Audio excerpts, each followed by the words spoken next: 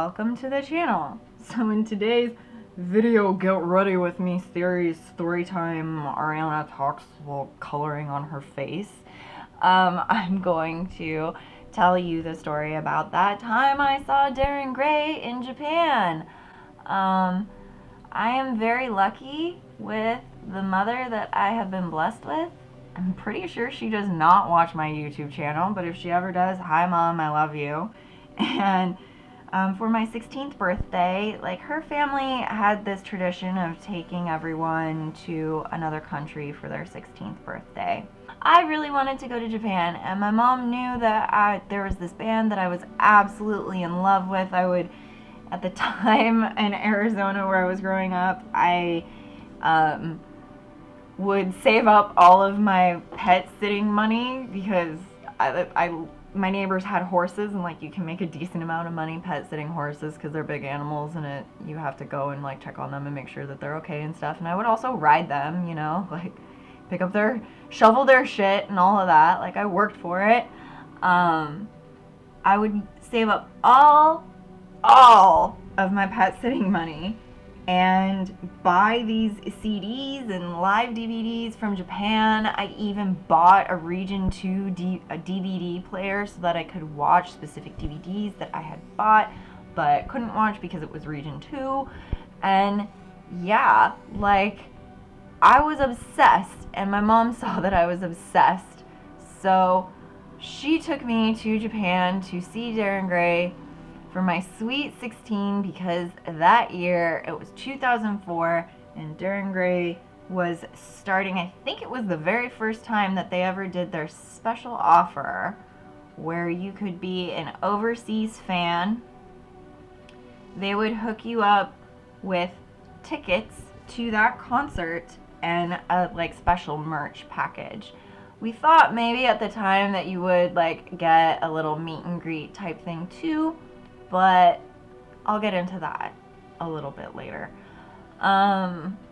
So my mom and I went to Japan, and we had a whole fucking like awesome time. We went to Mount Fuji. We went to Odaiba. The concert was at Zepp Tokyo. It was for their Keen Under the Sun tour. That's where I got my Keen Under the Sun shirt in, which, by the way, if you haven't seen this video, I did a video that's kind of like a get to know me through all of my band t-shirts that I have, and you can look through all of the Darren Gray tour shirts that I have. And we went to the show, and I was a bit of an idiot. I'm not gonna lie. I was totally a fucking idiot, and my mom warned me earlier in the day. She's like, you're going to a concert, you need to eat food. And when I travel or when I'm nervous, I just have a really hard time like eating. Like, if anything's wrong with me, then I don't really want to eat. Like, if I'm not feeling well, if I'm jet lagged, and I didn't eat. We had gotten this like interesting, it was you know how there's like American Chinese food and it's not really authentic Chinese food? So we had the Japanese version of that, of their Chinese food, and it was really good, but it was probably a little too greasy for me, and I didn't really want to eat anything. So we go, get there early. I meet the other people from the special offer from America and Malaysia and I forget where else. It was like Bakersfield, California, and I can't remember where any of the other people were from. But it was a great show. It was well, let me get into that. So my mom and I load in, and of course I wanted to be as like close to the front as fucking possible. But remember how I told you that I didn't have enough to eat like earlier in the day? Yeah, homegirl passes out before they even get on fucking stage. I fucking passed out before they even get on stage. I don't really remember what happened like after I passed out. I just remember trying to survive and trying to think that I was okay, and then just falling like a fly. And I think maybe some like a roadie or like a bouncer or something like probably picked me up and took me outside, and then they brought me water and everything. And their special offer person, her name's Nora. She also went on tour with them in America in 2006 and in 2007 and 2008. She's really awesome. You can see her in some of their concert footage from back in those days. She was such a sweetheart. She came up to me and was like, "What happened? Like, are you okay?" I'm like, "I'm fine." And I got really embarrassed.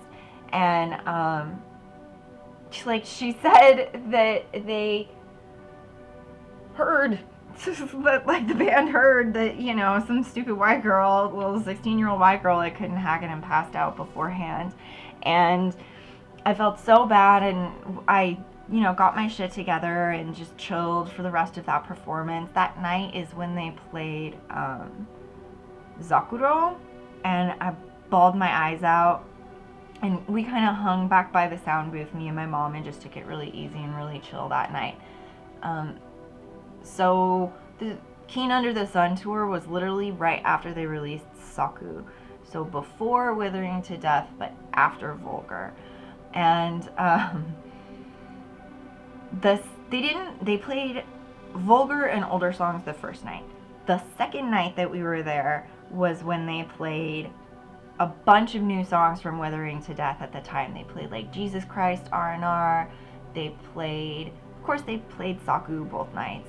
They played, what else did they play at the time that was new? They played C, so I got to hear that before I ever heard the album. They played Machiavellism. They played Dead Tree, which at the time was like, what the hell is this? Yeah, and it was a really great concert. And since like Nora came out and found me and was like, "What happened?" I felt so ashamed because she said, like, don't make me have to tell them that you're not okay. And I felt really ashamed. So I wrote them all these crazy thank you notes, like on the hotel stationery, you know? I wrote them all these really crazy thank you notes. I mean, it probably wasn't really that crazy. It was just like, you know, thank you so much for allowing me to have this opportunity.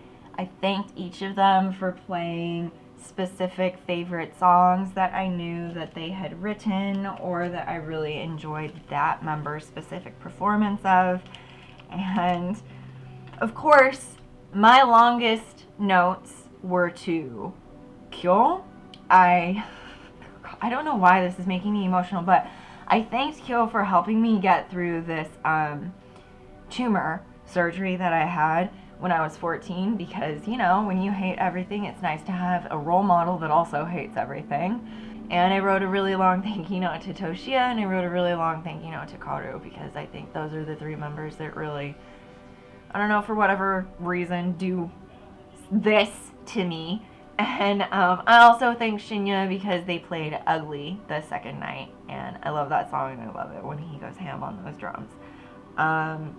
Yeah.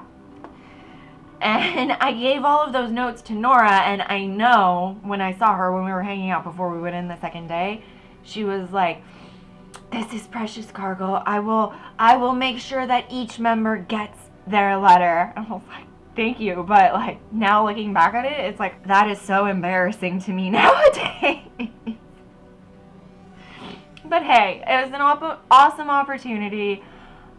I will always have those memories, and I never want to know what any of them thought reading those fucking embarrassing ass notes, or if Nora had to like translate them to them and like read them to them. I don't know, that it's too embarrassing to think about. But just because I was that chick that fainted, their translator was very sweet to me and assured me that they would get the notes and read them. And yeah, part of the reason why I love Darren Gray so much. Alright, so I didn't quite cry in this video, and I'm proud of myself for that. But that's gonna do it for this video. I don't know, it's been a all over the place fucking just shit show of a video. I'm sorry. But that's gonna do it for this video, and I will catch you in my next one, whatever it is.